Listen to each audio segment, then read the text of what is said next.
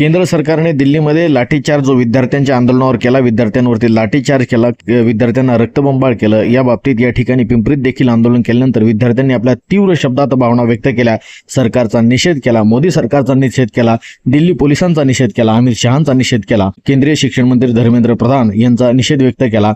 या विद्यार्थ्यांच्या भावना व्यक्त करून झाल्यानंतर आंदोलन संपल्यानंतर पिंपरी चिंचवड शहरातील विविध सामाजिक कार्यकर्ते, ज्येष्ठ विचारवंत, विविध पक्ष संघटनांचे पदाधिकारी आणि पालकांनी आपल्या भावना सांगावा न्यूजवर व्यक्त केल्या। अत्यंत चुकीच्या पद्धतीनं वागलेलं हे भाजपा केंद्र सरकारमधलं भाजपा सरकार आणि RSSच्या गुंडांनी जो अत्यंत शांततेत आणि संयमानं या नीट फुटीच्या प्रकरणामध्ये जे दिल्लीमध्ये सोनम वांगचुक आणि अभिजित दिपके हे आंदोलन करत असताना, हे शांततेत आंदोलन चालत असताना सोनम सरांना उचलून नेलं आणि त्याच पद्धतीनं 20 तारखेचा जो संसदेवरचा मार्च होता, एकदम शांततेत चाललेला मार्च हा जाणीवपूर्वक हिंसक करण्याचा, त्यांना अडवून त्यांच्यावर लाट्या काट्याने एवढंच नाही अश्रुधुरांचा मारा केला।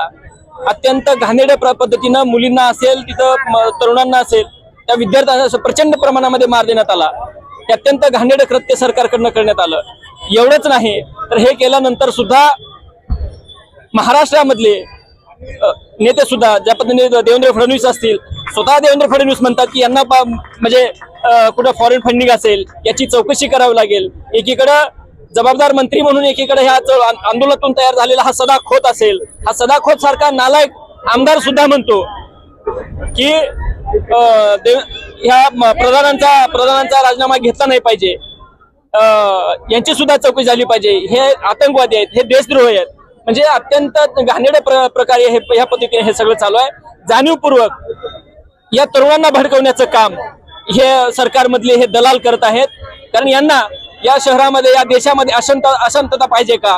कारण इथले जे शिक्षणाचे प्रश्न आहेत, इथले बेरोजगारीचे प्रश्न आहेत, इथले महागाईचे प्रश्न आहेत, या प्रश्नावरनं भरकटवण्यासाठी हे जाणीवपूर्वक या तरुणांना भडकावत आहेत आणि या पद्धतीनं हा जो न्याय मागण्या आहेत, ह्या न्याय मागण्याला डायव्हर्ट करण्याचं काम करत आहेत। एवढंच नाही तर या देशाचे CJI chief justice of India जे आहेत, यांच्याकडे ह्या ज्यावेळेस म्हणजे हे तरुण आपली मागणी मांडण्यासाठी गेले, या आंदोलनामध्ये प्रचंड अशा लाट्यांनी मारण्यात आलं, प्रचंड मारहाण झाली।